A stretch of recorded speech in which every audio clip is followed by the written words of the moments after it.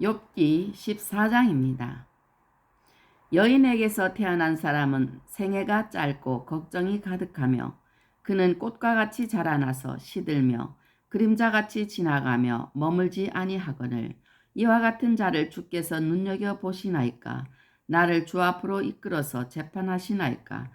누가 깨끗한 것을 더러운 것 가운데에서 낼 수 있으리까. 하나도 없나이다. 그의 날을 정하셨고 그의 달수도 주께 있으므로 그의 규례를 정하여 넘어가지 못하게 하셨사온즉 그에게서 눈을 돌이켜 그가 꿈꾼같이 그의 날을 마칠 때까지 그를 홀로 있게 하옵소서. 나무는 희망이 있나니 찍힐지라도 다시 움이 나서 연한 가지가 끊이지 아니하며 그 뿌리가 땅에서 늙고 줄기가 흙에서 죽을지라도 물 기운에 움이 돋고 가지가 뻗어서 새로 심은 것과 같거니와 장정이라도 죽으면 소멸되나니 인생이 숨을 거두면 그가 어디 있느냐. 물이 바다에서 줄어들고 강물이 잦아서 마른같이 사람이 누우면 다시 일어나지 못하고 하늘이 없어지기까지 눈을 뜨지 못하며 잠을 깨지 못하느니라. 주는 나를 스올에 감추시며 주의 진노를 돌이키실 때까지 나를 숨기시고 나를 위하여 규례를 정하시고 나를 기억하옵소서. 장정이라도 죽으면 어찌 다시 살리이까. 나는 나의 모든 고난의 날 동안을 참으면서 풀려나기를 기다리겠나이다. 주께서 나를 부르시고 나는 대답하겠나이다. 주께서는 주의 손으로 지으신 것을 기다리시겠나이다. 그러하온데 이제 주께서 나의 걸음을 세우시오니 세시오니 나의 죄를 감찰하지 아니하시나이까. 주는 내 허물을 주머니에 봉하시고 내 죄악을 싸매시나이다. 무너지는 산은 반드시 흩어지고 바위는 그 자리에서 옮겨가고 물은 돌을 닳게 하고 넘치는 물은 땅에 티끌을 씻어 버리나이다. 이와 같이 주께서는 사람의 희망을 끊으시나이다. 주께서 사람을 영원히 이기셔서 떠나게 하시며 그의 얼굴빛을 변하게 하시고 쫓아 보내시오니 그의 아들들이 존귀하게 되어도 그가 알지 못하며 그들이 비천하게 되어도 그가 깨닫지 못하나이다. 다만 그의 살이 아프고 그의 영혼이 애곡할 뿐이니이다. 아멘. 할렐루야. 오늘은 욥기 14장을 읽었습니다. 하찮은 인간이란 인간은 수명은 매우 짧고 신속합니다. 인간은 하나님 앞에 전적으로 부패하였습니다. 품꿈같이 하나님을 바라보아야 합니다. 아멘. 인간의 수명은 매우 짧고 신속합니다. 우리의 연수가 70이요 강건하면 80이라도 그 연수의 자랑은 수고와 슬픔뿐이요 신속히 가니, 여기서 신속히 간다는 것은 히브리어로 구주라고 하는데 구주휘시라고 합니다. 신속히 가니 구주휘시. 서둘러 가위로 잘라내다 빨리 지나가다 우리가 날아가나이다 라는 뜻입니다.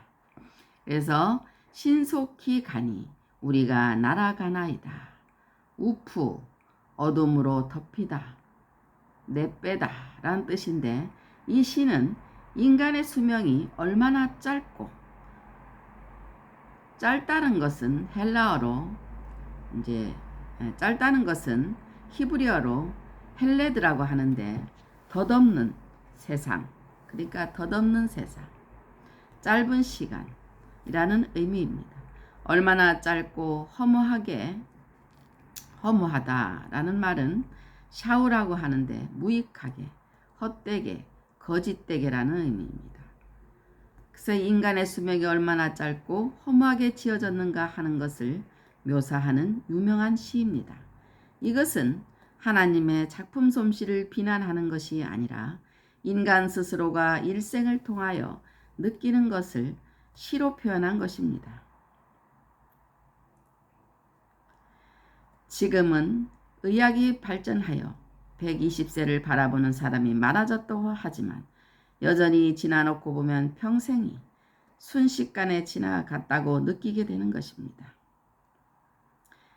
여기서 순식간이라는 것은 히브리어로 해계라는 말인데 중얼거림, 우르릉 하는 소리, 한숨 이야기.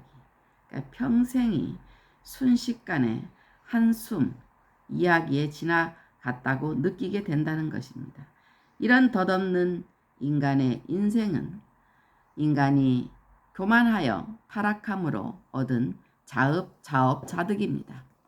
어리석은 인간은 조상의 부패한 유전인자를 통하여 창조주 하나님을 알만한 것이 보여도 일부러 잊으려고 심지어 그의 마음이 이르기를 하나님이 덧없다 합니다. 하나님이 없다 합니다. 그런 더러운 품성 가운데서 스스로의 힘으로는 깨끗한 것을 생각해낼 수조차 없습니다. 하나님이 하늘에서 인생을 굽어 살피사 지각이 있는 자와 하나님을 찾는 자가 있는가 보려 하신즉 하나님의 은혜가 아니고는 선을 행하는 자가 한 사람도 없습니다. 놀라우신 하나님의 사랑으로 창세전에 택하심 받고 하나님의 자녀가 되었으면 그 은혜에 보답하기 위하여 품꾼같이 오직 주만 바라보고 충실히 맡겨주신 사명을 감당해야 하는 것입니다. 인생에 대한 소망은 인간은 육신의 죽음으로 끝나지 않습니다. 하나님은 죽은 자를 살리실 수 있습니다. 하나님은 인생을 죄악에서 건져주십니다. 그렇기 때문에 우리는 하나님을 믿고 의지해야 되는 것입니다. 한 번 죽는 것은 사람에게 정해진 것이요 그 후에는 심판이 있으리니 히브리서 9장 27절 말씀입니다. 심판이 있으리라고 하신 말씀은 사람은 육신의 죽음으로 끝나지 않고 그 뒤에 선악간의 심판이 있음을 말하고 그 뒤에 악인들은 영벌, 의인들은 영생에 들어갈 것을 가르치는 것입니다. 성도가 부활할 것은 우리 주님의 부활로 증명이 됩니다. 부활하신 주님을 목격한 500여 형제 중 고린도 전서를 쓸 당시 대부분이 살아 있었기 때문에 주님의 부활을 따로 증명할 필요는 없었고 오히려 그들이 목도한 바 있는 주님의 부활로 우리도 부활할 것을 사도 바울은 입증하고 있는 것입니다. 예수를 믿어 의롭다 하심을 받은 성도다. 예수를 믿어 의롭다 하심을 받은 성도나 지옥에 던져 넣어질 불신자나 한 번 지음받은 영혼은 영원하기는 마찬가지지만 그 영원한 세월을 어디서 보내느냐 하는 것이 차이가 있을 따름입니다. 허물과 죄로 죽어 본질상 진노의 자녀였던 우리가 하나님의 은혜로 구원을 받아 육신의 죽음 후에 영원한 하나님의 나라를 상속받아 영원한 복락을 누리게 되었으니 감사할 따름인 것입니다. 천지를 창조하신 하나님은 당연히 죽은 자도 살리실 수 있습니다. 하나님의 말씀이 육신이 되어 사람의 모양으로 나타나셨다가 사람들을 위하여 대신 죽으신 예수님을 다시 살리심으로 우리에게 그 능력을 보여주셨으며 예수님도 자신이 하나님이심을 죽은 자들을 살리심으로 증명하셨습니다. 우리 죽을 몸도 장차 살려 영원한 생명을 누리게 하실 것입니다. 온 인류는 첫 조상 아담의 몸속에 있었으므로 그가 범죄할 때 그 한 지체로서 범죄하였고 그의 유전 형질을 인하여 범죄하지만 하나님께서 죽을 죄에서 건져 주시는 것입니다. 아멘.